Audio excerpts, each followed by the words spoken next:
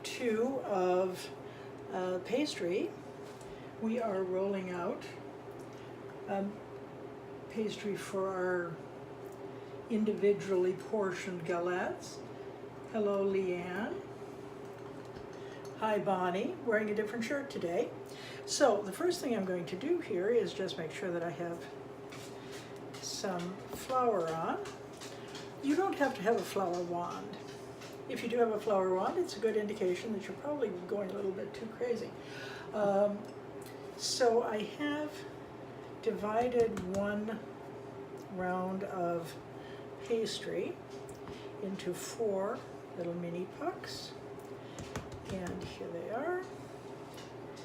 And we will just simply roll them out.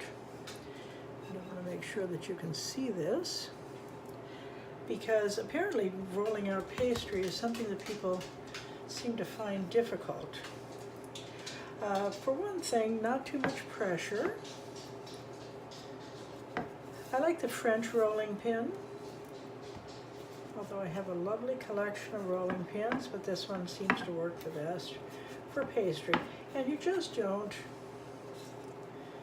get overly pressury about it. You're always going to make sure that there is some flour underneath so that things aren't getting stuck. Now, as I mentioned in the previous video, you will see little flecks of not flour but butter in there, and all that is going to become very flaky and delicious. So we're aiming for a round, but these are going to Margie Lauren's friends, and I'm assuming that they will have had a glass of wine or two, and nobody's going to say, I don't think my tart is 100% round. So what you want to do is make the edges thinner, because we're going to flip them up over in galette form. You'd also put this in a pie plate if you wanted to, or just flap it out. A good emergency, if you find yourself in one of these emergency situations where you need something for dessert, you can just take one of these, put some jam on it, flop it over, and bake it in a hot oven, and it's lovely. So anyway, that's the entire trick to that. We got a little parchment paper, and I'm going to put these in the fridge while I roll out the others. And there it is. Let's do that again. And then I will turn you off, and later we will fill these. These we're filling with leek and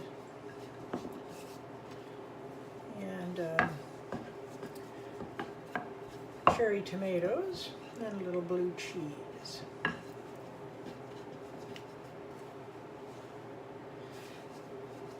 Leanne's friends seem to like that.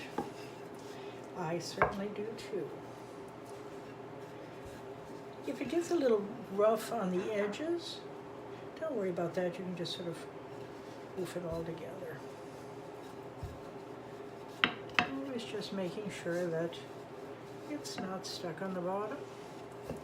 Some people put their pie crust between two sheets of parchment paper or plastic wrap. That always seems like a lot of effort for not too much reason to me, but whatever works for you. And we're just making the edges very thin, because you don't want it too pastry-esque. But here it's a little rough. This is a nice, still cold. It's a nice rustic tart. And so I'm going to do 8 of these, and then hang on a sec, and we will we will fill them and get them ready for the oven. Now we're moving on to filling the tarts. And so we have rolled out 8 of them, but I will do 2 of them because I think you probably have something else to do with your day.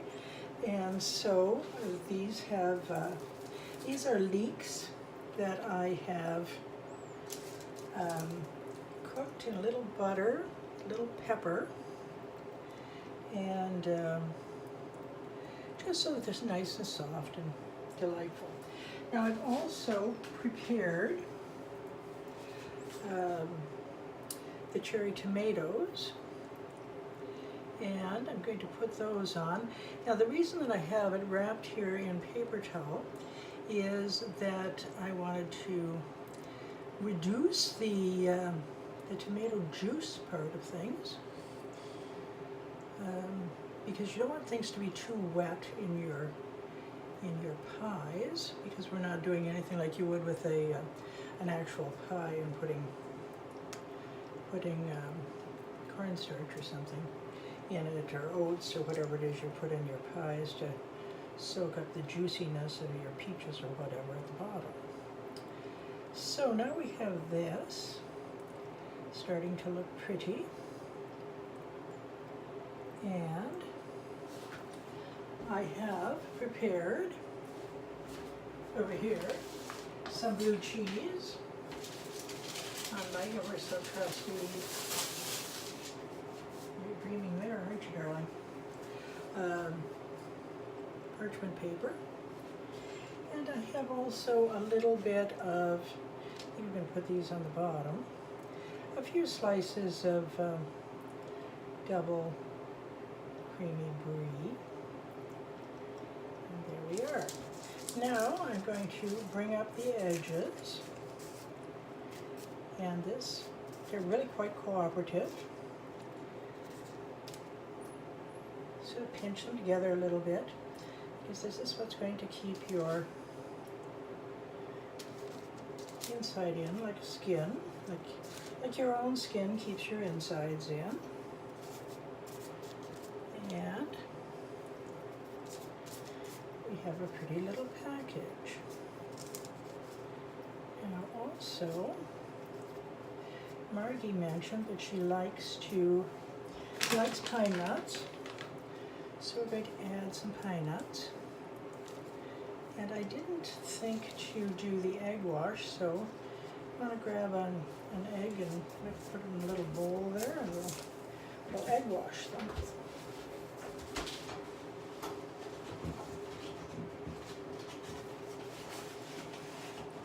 You would think that this is going to go all over Hell's Half Acre, but it actually manages to stay in there quite nicely. The cheese will probably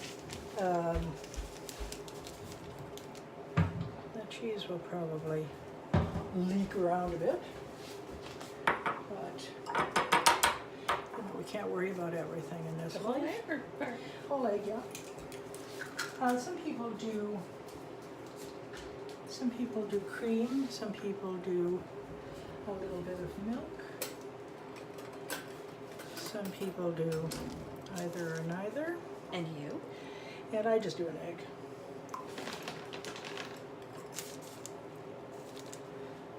And up come our edges. Can we see what we're doing here?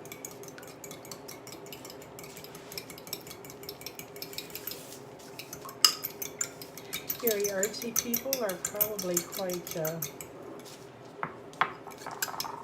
particular about how they fold their little galette edges. But you'll be tested later. Yes. But when they come out, they actually look quite pretty. And there they are. So now, don't get your water hot. I'm going to take a brush. I should have an actual brush, but I don't. But these work well enough. And just put a little egg around, little bits of egg around the edge. You don't want too much egg, because just enough to make it kind of shiny and golden. If you get too much egg, you start having scrambled eggs all over the place. Not that that matters because it just rolls off. Okay, now we're ready to put these little darlings into the oven. I'm just taking a pizza peel and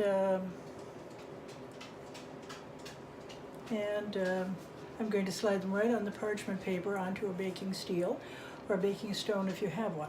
If you don't have that, you definitely want to put it on a cookie sheet.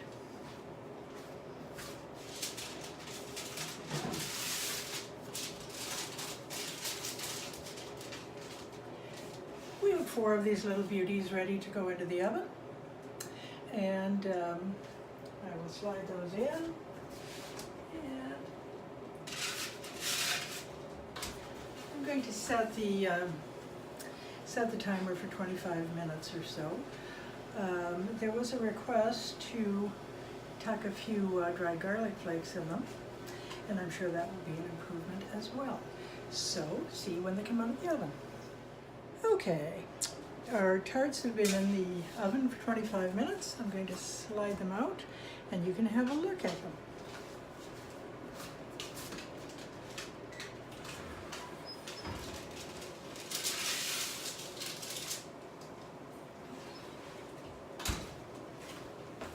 Now you will note that some of the cheese has drifted out, and that's perfectly all right, because what we're going to do is put them onto a rack.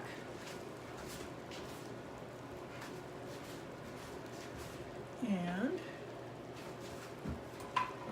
we're going to get them off of there. And they will be, oh, I can just feel the crispiness of this. Here, come around here.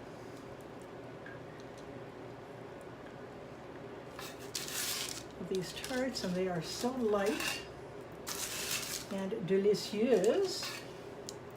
And the beauty of that parchment paper, right, is now parchment paper is discarded, because I love that sound, and I'm ready to put the next batch in. In the meantime, I have put the others in the refrigerator.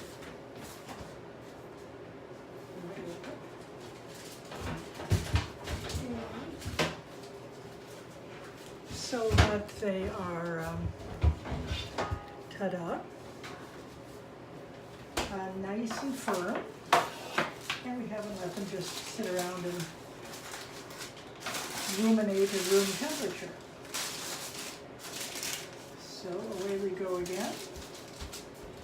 And again, I'm doing convection bake at 425 for about 25 minutes. Onto the baking stone, or baking steel in my case. Timer 25. If anyone's asking what you'd like for Christmas, a really good idea is to ask for a baking steel, because my, you get nice crispy bottoms. Can I show you a crispy bottom? You get a nice crispy bottom when you slide that onto the steel. There's never a problem with galettes or these tarts with having the bottom crust soggy, as sometimes you find if you're doing a regular pie. So I guess that's that for pastry. I'm setting my friend Margie the task of making potato chip roses, and we may have to do a video of that sometime soon. Okay, bon appetit, as Julia would say.